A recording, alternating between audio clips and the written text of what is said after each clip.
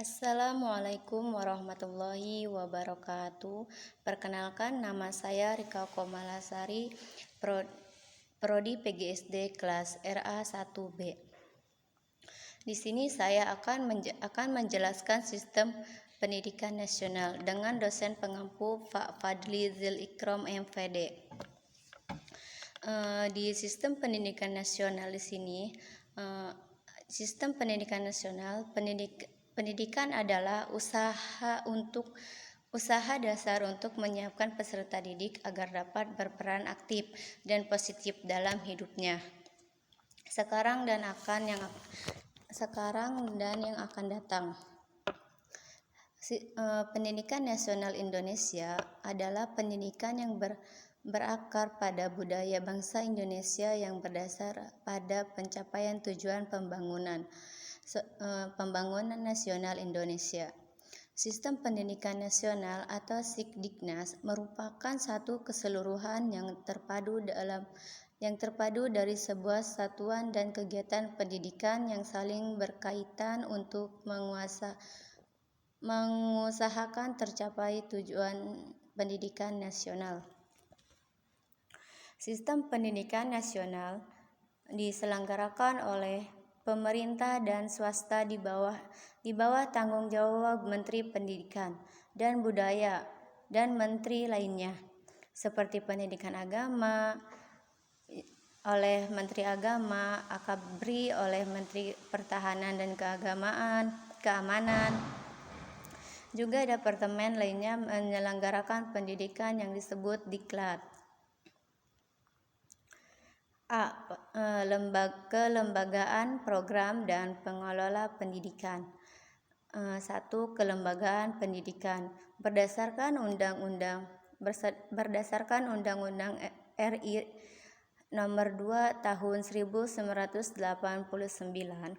Pendidikan dapat dilihat dari segi jalur pendidikan dan program serta pengelola pendidikan. Adapun ada jalur pendidikan, di sini ada 2 jalur, yaitu jalur pendidikan sekolah dan jalur pendidikan luar sekolah. Jalur pendidikan sekolah merupakan pendidikan yang diselenggarakan di sekolah melalui kegiatan belajar mengajar secara berjenjang dan bersinambungan, pendidikan dasar, pendidikan menengah, dan pendidikan tinggi. Jalur pendidikan di luar sekolah merupakan pendidikan yang bersifat kemasyarakatan yang diselenggarakan di luar sekolah melalui kegiatan belajar mengajar yang tidak berjenjang dan tidak bersinambungan, seperti kepramukaan, berbagai kursus, dan lain-lain. B. Jenjang pendidikan. Jenjang pendidikan adalah suatu tahap dalam pendidikan berkelanjutan yang ditetapkan berdasarkan tingkat perkembangan peserta didik serta keluasan dan kedalaman bahwa pengajaran. Dalam Undang-Undang RI Nomor 2 Tahun 1989 Bab 1 Pasal 1 Ayat 5. Di sini ada 3 jenjang. Yang ke-1 jenjang pendidikan dasar, yang kedua jenjang pendidikan menengah, yang ketiga jenjang pendidikan tinggi. Jenjang pendidikan dasar. Pendidikan dasar diselenggarakan untuk memberikan bekal dasar yang diperlukan untuk hidup dan masyarakat, merupakan pengembangan sikap, pengetahuan, dan keterampilan dasar. Di samping itu juga berfungsi mempersiapkan peserta didik yang memenuhi persyaratan untuk mengikuti pendidikan menengah. Yang kedua, jenjang pendidikan. Jenjang pendidikan menengah. Pendidikan menengah yang lamanya 3 tahun sesudah pendidikan dasar. Diselenggarakan di SLTA, Sekolah Lanjut Tingkat Atas, dan atau satuan pendidikan yang sederajat. Pendidikan menengah berfungsi sebagai lanjutan dan perluasan pendidikan dasar. dan dalam hubungan ke atas mempersiapkan peserta didik untuk mengikuti pendidikan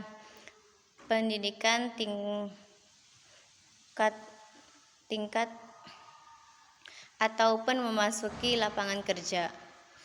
Yang ketiga, jenjang pendidikan tinggi merupakan kelanjutan pendidikan menengah yang diselenggarakan untuk menyiapkan peserta didik menjadi anggota masyarakat yang memiliki kemampuan akademik atau profesional yang dapat menerapkan, mengembangkan atau menciptakan ilmu pengetahuan, teknologi dan kesenian. 2. Program dan pengelolaan pendidikan. Jenis program pendidikan. Jenis pendidikan adalah pendidikan yang dikelompokkan sesuai dengan sifat dan kekhususan tujuannya. Dalam Undang-Undang Republik Indonesia Nomor 2 Tahun 1989 Bab 1 Pasal 1 Ayat 4 Nomor 2 Tahun 1989. Dalam program dan pengelolaan pendidikan di sini ada 5 pendidikan. Yang ke-1 pendidikan umum, yang kedua pendidikan kejuruan, yang ketiga pendidikan luar biasa, yang keempat pendidikan kedinasan, yang kelima pendidikan keagamaan. Pendidikan umum itu apa sih? Pendidikan umum itu adalah pendidikan yang mengutamakan perluasan pengetahuan dan keterampilan peserta didik dengan pengkhususan yang diwujudkan pada tingkat-tingkat akhir masa pendidikan. Yang kedua, pendidikan kejuruan. Pendidikan kejuruan adalah pendidikan yang mempersiapkan peserta didik untuk dapat bekerja pada bidang pekerjaan tertentu seperti bidang teknik, jasa boga dan busana, perhotelan, kerajinan, administrasi, perkantoran, dan lain-lain. Selanjutnya, pendidikan luar biasa. Pendidikan luar biasa merupakan pendidikan khusus yang diselenggarakan untuk peserta didik yang menyandang kelainan fisik atau mental. Contohnya itu seperti kelainan melihat, kelainan mendengar,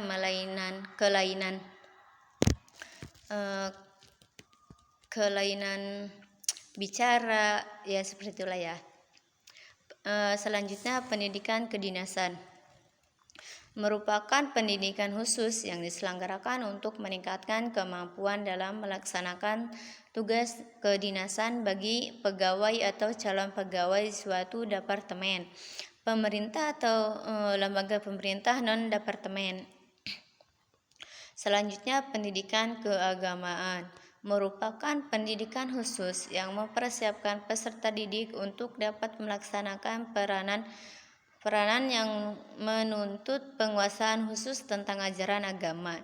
Pendidikan agama dapat terdiri dari tingkat pendidikan dasar, tingkat pendidikan menengah, dan tingkat pendidikan tinggi. B. Kurikulum program pendidikan. Kurikulum diartikan sebagai seperangkat mata pelajaran dan materi pelajaran yang terorganisir oleh Kimen tahun 1973. Rencana kegiatan untuk menentukan pembelajaran, rencana untuk membelajarkan peserta didik, pengalaman bekerja. Kurikulum mengandung 2 aspek, yaitu aspek kesatuan nasional, aspek lokal. Apa sih aspek kesatuan nasional itu? Yaitu yang memuat unsur-unsur yang menyatukan bangsa. Dan aspek lokal yang memuat sifat-sifat kekhasan daerah.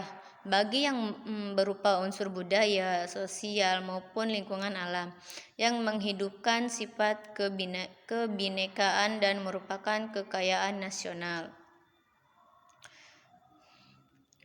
Kurikulum nasional. Tujuan pendidikan nasional dinyatakan di dalam Undang-Undang Republik Indonesia Nomor 2 Tahun 1989 Pasal 3, yaitu terwujudnya bangsa yang cerdas, manusia utuh, beriman dan bertakwa terhadap Tuhan Yang Maha Esa, berbudi pekerti luhur, keterampilan dan berpengetahuan, sehat jasmani dan rohani, berkepribadian yang mantap dan mandiri, bertanggung jawab pada masyarakat dan kebangsaan.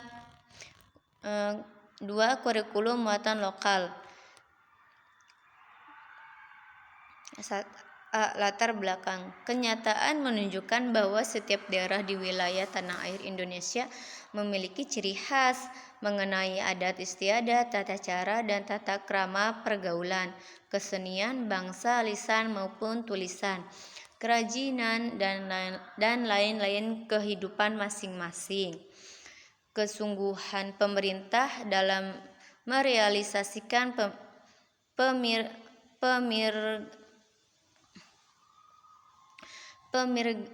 pemikir mengenai muatan lokal tersebut yang dimulai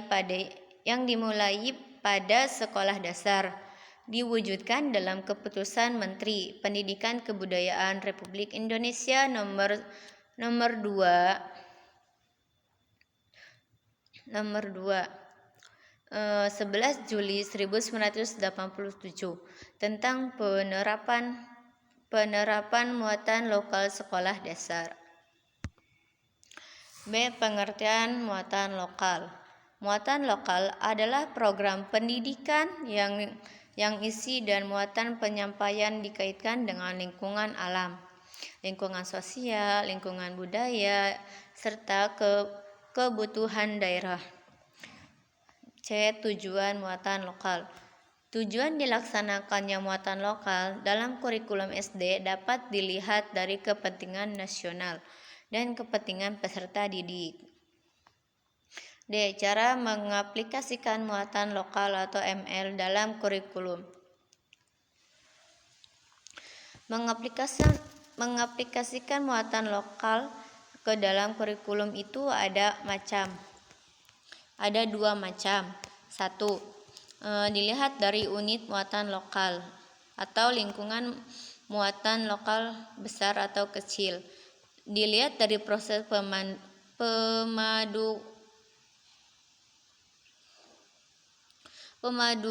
muatan lokal ke dalam kurikulum, muatan dari kurikulum atau dari muatan lokalnya. E. Cara merancang pengajaran.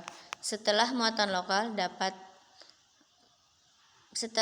lokal mendapat tempat dalam kurikulum, maka langkah berikutnya adalah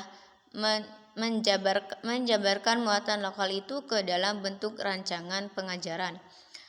Pada kegiatan ini sudah harus dimanfaatkan wawasan tentang pendekatan yang digunakan, strategi belajar, metode atau teknik, sarana, dan seterusnya. Adapun di sini faktor penghambat dan penunjang pelaksanaan muatan lokal. Yang ke-1, faktor penghambat.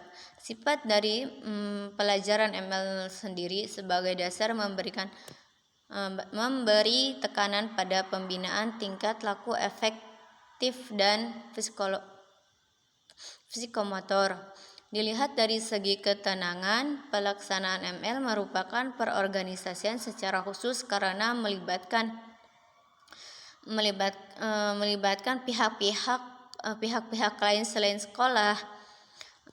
Dilihat dari segi proses belajar mengajar, pelaksanaan ML menggunakan pendekatan keterampilan proses dan CBSA. Kedua, B. Faktor penunjang. Adanya keinginan dari kebanyakan peserta didik untuk cepat memperoleh bekal kerja dan pekerjaan ataupun yang membawa hasil. Materi ML yang dapat dilaksanakan sasaran belajar cukup banyak tersedia, baik macamnya maupun penyebarannya di sebuah daerah, sehingga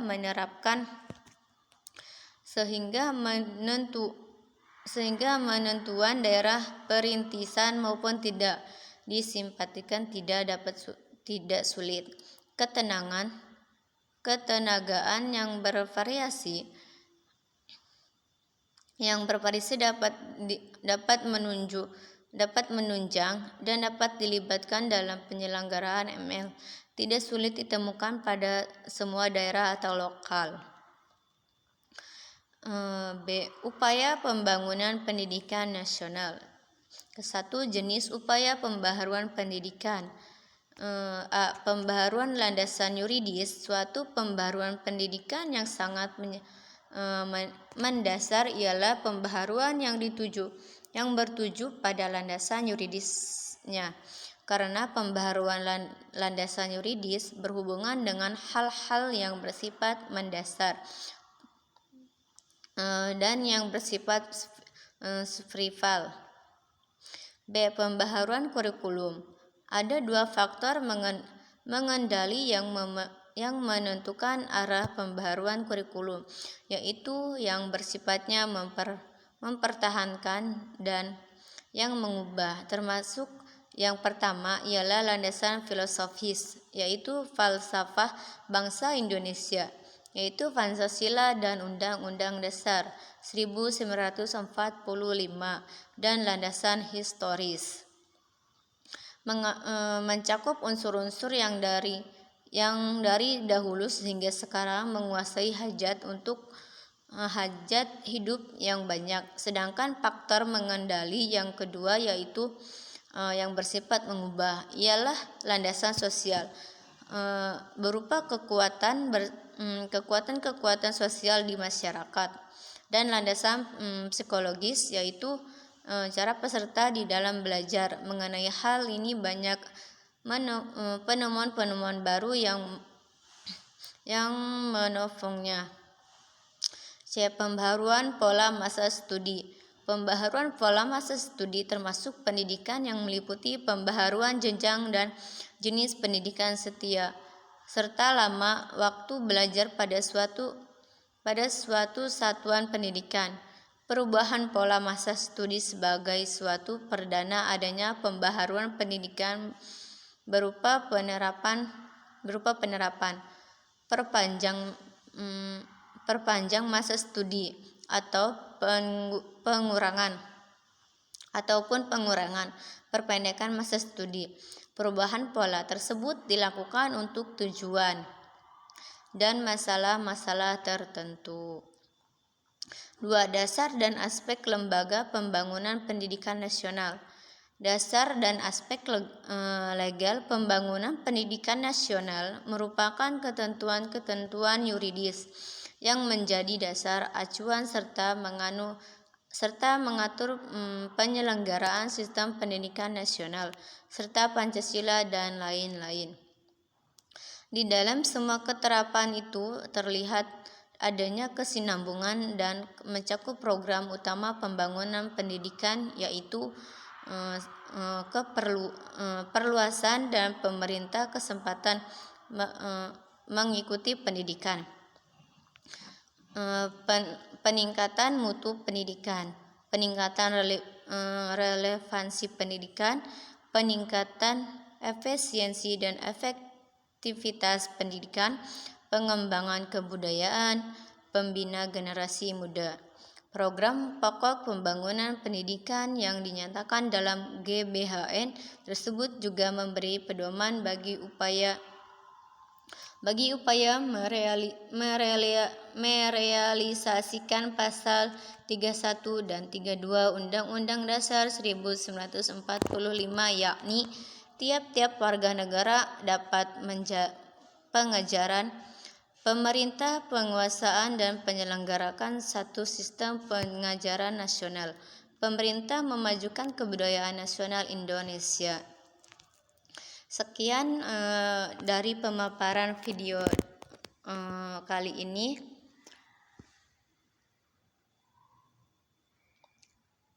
Dari saya Rika Komalasari dengan NIM 210303889. Assalamualaikum warahmatullahi wabarakatuh.